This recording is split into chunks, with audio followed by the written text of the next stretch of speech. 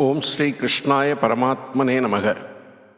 Sri Mahabharatham, Chapter 53, Nahusha.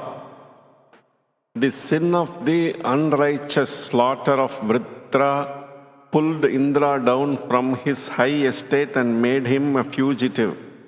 Nahusha became the king of the gods in his stead. Nahusha started well, assisted by the merit and the fame earned by him while he was a king on earth. Thereafter he fell on evil days. The assumption of the kingship of the gods filled him with arrogance. He lost his humility and became filled with lawless desires. Nahusha indulged freely in the pleasures of heaven and gave him up to untamed and lecherous thoughts. One day, he saw Indra's wife and became enamored of her. Possessed by evil thoughts, he spoke in tones of command to the assembled gods. Why has not Sachidevi, the wife of the king of the gods, come to me? Am I not the king of gods now? Send her to my house soon. When she learnt this, Indra's wife was indignant. In fear and distress, she went to Brihaspati and cried out, "Preceptor, save me from this wicked person." Brihaspati offered her protection. "Fear not," he said, "Indra will soon be back.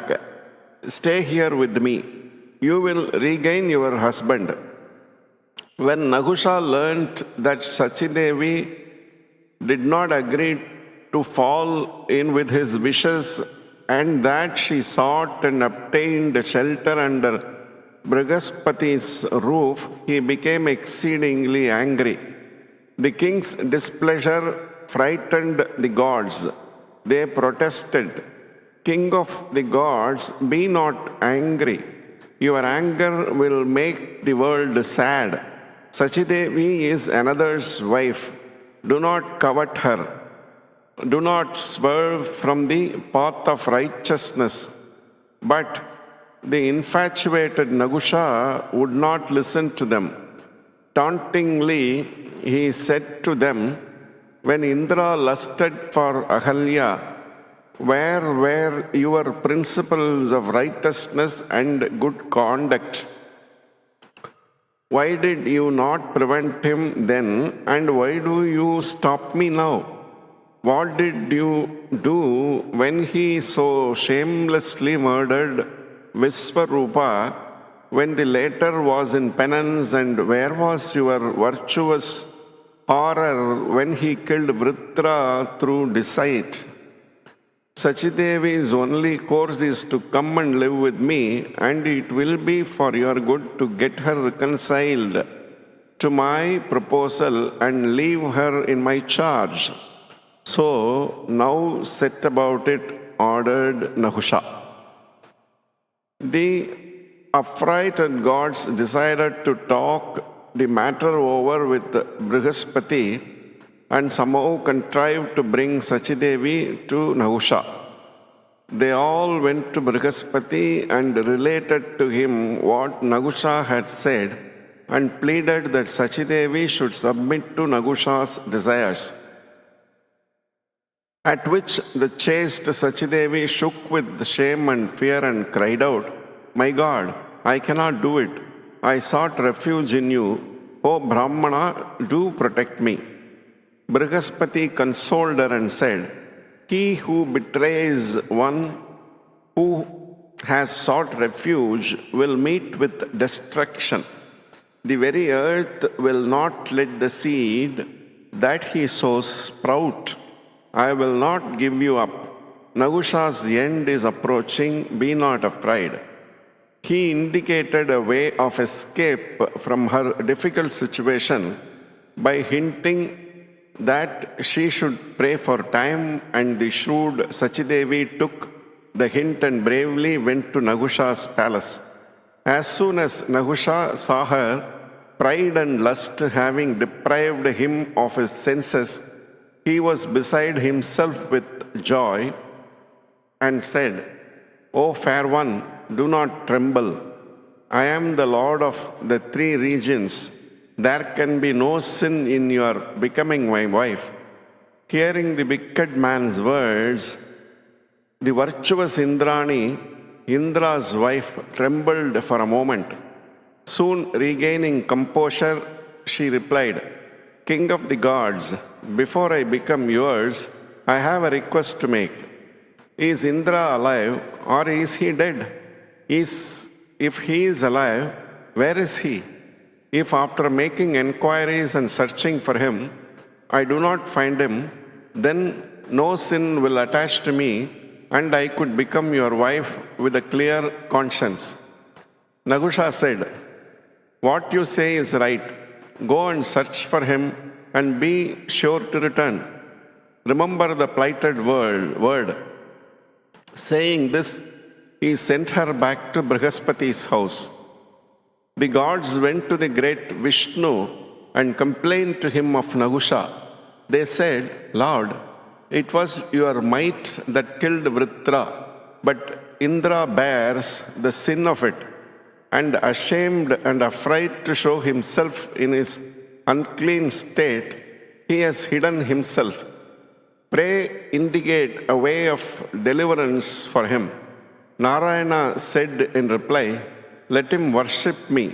He will be cleansed of sin, and the evil-minded Nahusha will meet with destruction.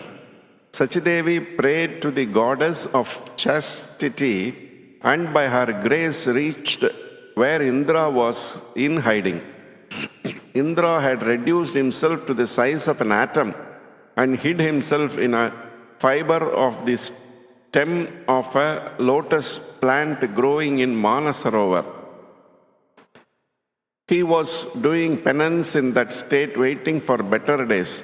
Sachidevi could not contain herself for sorrow at her husband's plight and burst into tears. She acquainted him with her troubles. Indra spoke words of courage to her. Nahusha's end is drawing near, he said.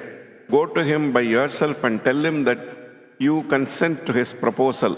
Ask him to come to your residence in a palanquin carried by ascetics. Then Nahusha will be destroyed.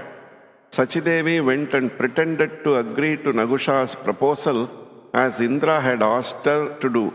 Overjoyed that she had returned to him in this complacent mood, the foolish Nahusha burst out, Blessed one, I am your slave and ready to do your every bidding. You have been true to your word. Yes, I have come back. You will be my husband. I want you to do something which I very much desire. Are you not the Lord of the world? It is my wish that you should come majestically to my house in a grander style than the great Vishnu or Rudra or the Asuras. Let the palanquin be borne by the 7 rishis. I shall then be glad and receive you and bid you welcome, she said. Nahusha fell into the trap. What a grand idea! Your imagination is wonderful. It pleases me exceedingly. It is but proper that the great rishis should carry me, who are blessed with the powers of absorbing the energy of those on whom my eyes fall. I shall do exactly as you have wished, said he, and sent her back home. The infatuated Nahusha called the rishis and bade them carry him on their shoulders. At this sacrilege, the 3 worlds were aghast and trembled, but worse was to come as the palanquin was carried along. Inflamed with thoughts of the beautiful Sachidevi waiting for him, Nahusha was impatient to reach her soon, so he began goading the rishi bearers of his palanquin to go faster. And he went so far in his mad wickedness as to kick Agastya, one of the bearers, saying, Sarpa, Sarpa. Sarpa means to move and also a serpent. The insanity of lust and arrogance had reached its culmination. Nahusha's cup of iniquity was full. Meanest of the mean, do you fall from heaven and become a sarpa on earth? Cursed the rishi in his wrath. Immediately Nahusha fell headlong down from heaven and became a python in the jungle and had to wait for several thousand years for his deliverance. Indra was restored to his state. He became the king of gods, and Sachidevi's grief ended. Relating the story of the sufferings of Indra and his wife to Yudhishthira and Draupadi at Upaplavya, their uncle Salya tried to comfort them. Victory awaits the patient. Those whom prosperity makes arrogant meet with destruction. You, your brothers, and Draupadi have gone through untold sufferings like Indra and his wife. Your trials will soon be over, and you will regain your kingdom. The evil-minded Karna and Duryodhana will be destroyed, even as Nahusha was, said Salya. This completes chapter 53 of Mahabharata. Om Namo Bhagavate Vasudevaya. Om Shanti Shanti Shanti.